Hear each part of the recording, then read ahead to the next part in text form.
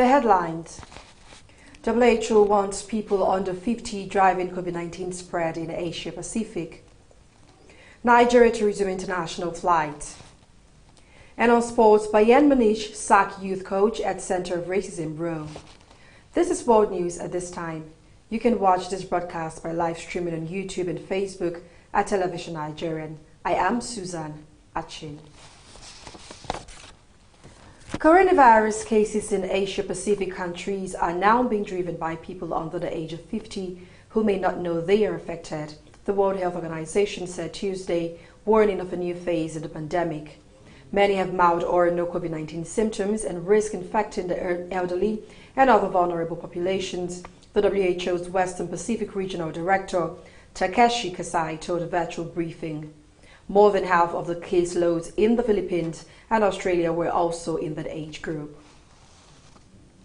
Greece's health minister on Tuesday said he expects the first batch of COVID-19 vaccines in December under an EU deal for some 3 million doses overall.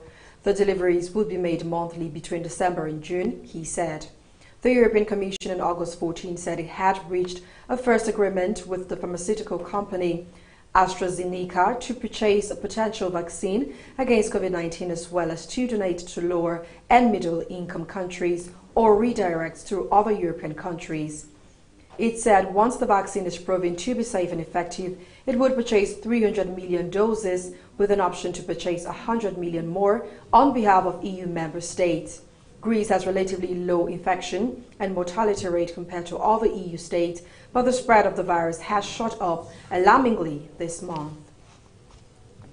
Meanwhile, Canada's Finance Minister Bill Morneau announced his resignation Monday on the heels of an ethnic scandal and amid a reported split with Prime Minister Justin Trudeau over pandemic spending. Morneau, who has held the post since 2015, told a news conference that he met with Trudeau to inform him that he would not run in the next election and that a new finance minister with a long-term outlook was needed. Morneau said he would now run for the job of Secretary General of the Organization for Economic Cooperation and Development. For the past week, Canadian media have reported on a purported rift emerging between Morneau and Trudeau on how to reboot the Canadian economy, weakened by the new coronavirus pandemic, as the government budget deficit soared to more than $300 billion. 11 prisoners have been shot dead following a mass jailbreak in Papua New Guinea and 36 others remain on the run, authorities said Tuesday. The detainees escaped from Bumo prison in the Pacific nation's second biggest city, Lae, after rushing a gate when a sick prisoner was being moved for medical treatment. The group overwhelmed the duty officer and attacked him with a knife before running from the prison compound. Correctional Service Commissioner Stephen Pukanis said 11 prisoners were shot dead by guards and police during attempts to apprehend the group. It is at least the fourth mass prison break in Papua New Guinea this year. And now moving on to Nigeria, it will resume international flight operations on August 29, the federal government has announced. The Minister of Aviation, Hadi Sirika, made the announcement on Monday in Abuja at the briefing of the Presidential Task Force on COVID-19. He explained that the process for the resumption of international flights in the country would be similar to that of the domestic flight resumption. According to the minister, the resumption will commence on Saturday next week at the Murtala Mohammed International Airport in Lagos and Nnamdi Azikiwe International Airport in Abuja, the nation's capital. Mr. Boss Mustapha, who is the chairman of the Presidential Task Force on COVID-19, disclosed this to reporters on Monday in Abuja. And now sports.